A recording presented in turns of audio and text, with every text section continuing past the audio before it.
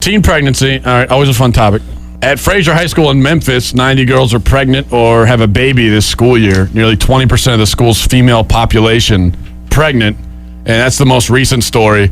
Reporters are scrambling to blame the MTV show Teen Mom, where they have, pregnant teens. I never watched the damn show, but I have seen the show. Maria watches it. I don't know how in God's name that unless they just want to be on the show and they're just trying to audition for it, because every time they show the teen, it's the teenage boyfriend, and he just sits around playing Grand Theft Auto on a big screen TV. It's like, I don't know why Davey won't help clean anything or pick the diapers or get a job, but it's hard. You ever seen those girls? Ugh. Lots of people are blaming those types of shows for this. And you see these stories every once in a while about some high school where 95% of the school is pregnant or whatever. Even the guys, it's getting really weird. So this is what I want to, and I'll try to not tread lightly. I'm not very good at treading lightly on things. But teen pregnancy is a new problem. Yes. In the sense that it's only recently that we decided that it is a problem. Okay. But it is not a new problem in the sense that it's a new phenomenon. It is not. In fact, ever since the beginning of time, teenage girls have been getting pregnant. It used to be more common. The peak, ever since they started keeping records of these things, which they only started doing recently, like in the 20th century, but ever since they started keeping records, in 1957 was the peak for teenage pregnancy. 1957. Not 2009, well, back not then, today. All of them were supposed to have kids. Like, that's when you had kids. That's my point, okay? So to all of a sudden act like this phenomenon of girls getting pregnant at a young age that we consider young, 16 or 17, to act like it's a new thing is ridiculous. It's always been that way. Even biologically, and this is me just stating, right now I'm going to start by just stating facts. So fact number one, it's not a new phenomenon. Fact number two, in fact, it's a phenomenon that was more common earlier in history, and for the first 6,000 to 10,000 years of human existence, it was a normal thing. Fact three, girls between the ages of like 17 and 24 is when they're technically most fertile. Yeah. Okay? That's biological. That's a fact, all right? I'm just stating facts. That's all I'm doing. But what happened recently, and this is the fourth fact, recently in the last 30 years or so, we decided that that's way too young to start a family. Why? And because now divorce rates would probably go up, and once you're that young, you can't really make sure that no, girls are no. Because girls were getting married early, and marriages were lasting longer. You very rarely hear about like these relationships that go to their your diamond anniversary, your 50th anniversary, and all this. That's a dying breed of people out there. Yeah, and those were all people that got married very young. That's why they're still alive. Yeah, that's why you can have someone in their 70s who's celebrating their 55th wedding anniversary because they got married when they were teenagers. So what I'm saying is that the problem is not per se teenage pregnancy, it's unwed pregnancy. That's the problem in society. It's only problematic when you are not married and you don't have the man there to help you take care of the kids because he's a coward. And the reason why we have that now are for two reasons. Because we have in current society, we live in the age of extended adolescence where people live at home until they're 26. They go to college, which is where most people regress maturity-wise and become even more ridiculous. That's a good point. So we tell people that essentially you're a kid who should not have adult responsibilities until you're about 27. And then maybe when you're in your 30s, you can start having kids.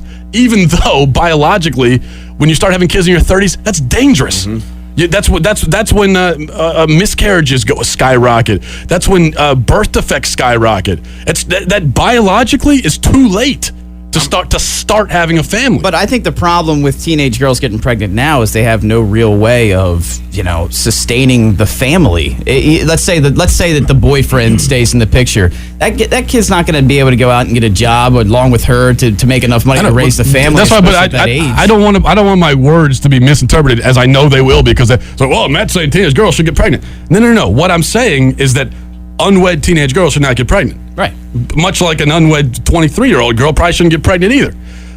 Because she's probably not in a position, considering the fact she's not married, there's not a stable family, to really take care of the kid. But the idea now is that what we say is that every kid, ideally, should go to college and be career-minded. Right. Every single person. But that's just not the reality. And there's a lot of girls out there that don't want that, okay? That's not what they want. They want to get married at a young age, settle down, and start having a family. And up until about 1950, that was normal. And then we decided that's not okay anymore.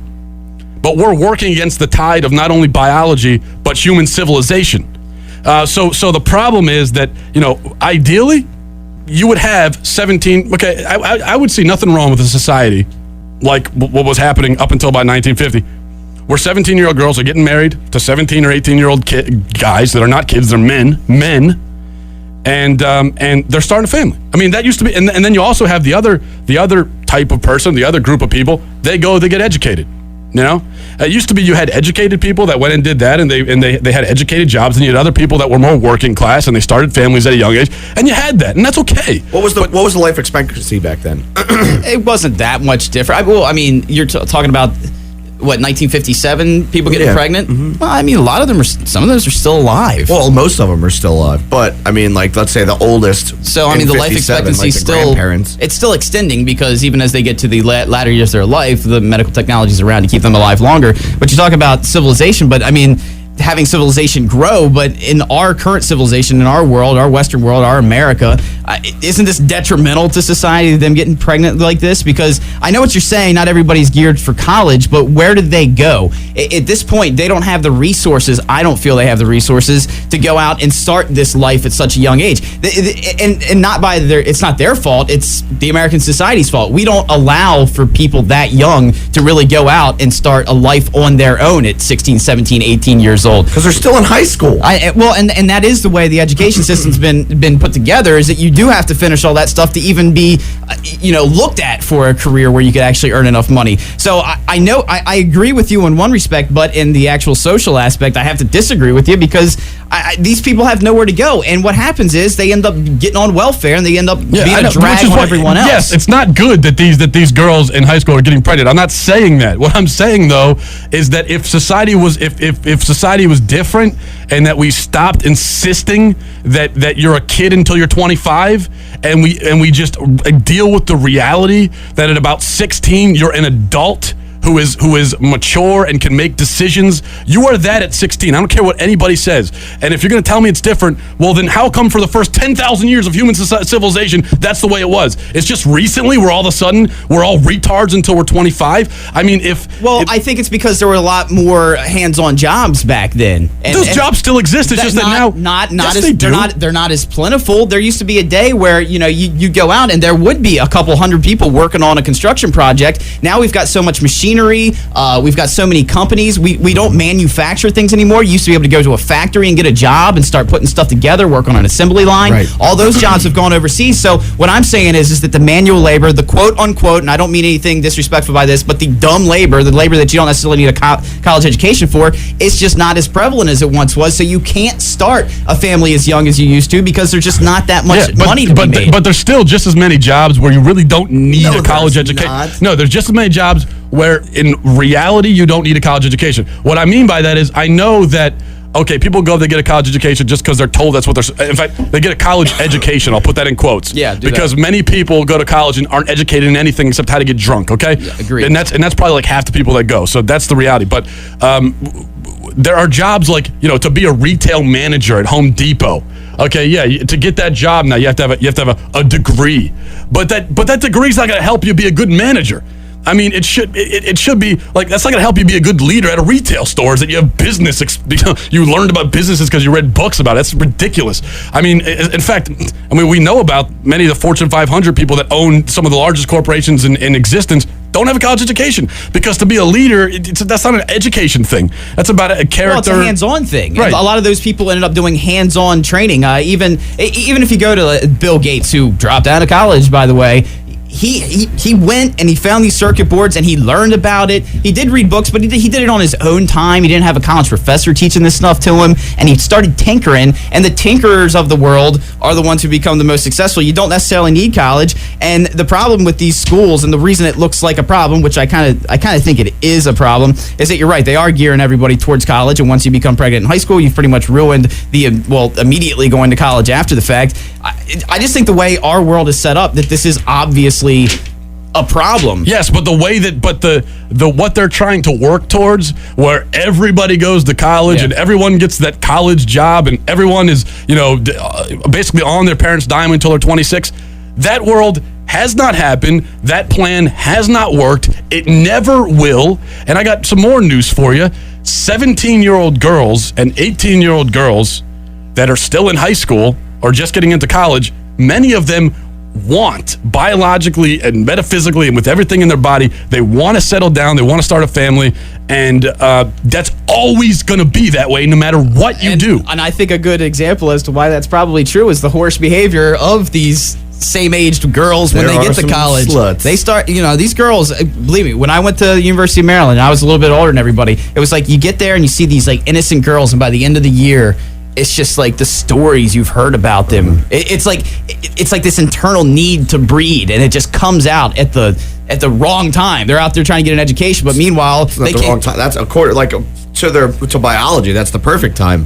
That's when they're, like Matt said, is most fertile. But society has told you that when you're 18, that's when you're an adult, not when you're 16 or 17. And that's the problem. And then everybody else says that you have to go to college after that, which means you're technically not an adult till you're 22 or 23. Right. Or even further than that. A lot of therapists and psychiatrists now say that adolescence lasts until you're 30 because of society, because the way society is set up, where you have a 17-year-old boy and girl, both 17, and they say, you know what, I want to get married right now, I want to start having a family, and society tells them like, well, wait a minute, no, but you still have college to get through. Then you got to get out of college and start a career for a little bit, and your parents will support you for a little bit, and then when you're about 27, then you can think about that. But that's just but society telling the kids that society is working against the tide of biology and civilization, and it cannot withstand it. Well, everybody makes fun of the South and like, oh, they're all dumb down there, and they get married right in high school. But what happens down there is there are a lot more blue collar jobs, and these people do get married young, but they have a good life. They're able to afford everything,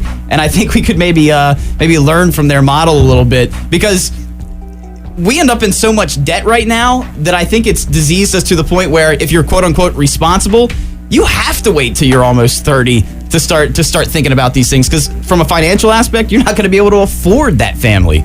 Just because of what you're saying, you got to go to college. All of a sudden, you're swimming in $100,000 worth of debt that you got to pay off, and it's going to take you 10 years to do it. And that's and welfare and all these social programs go into the extended adolescence thing, where we say that people should be taken care of for the first 30 years of their life. They should be, if they're not taken care of by their parents, they're taken care of by the government.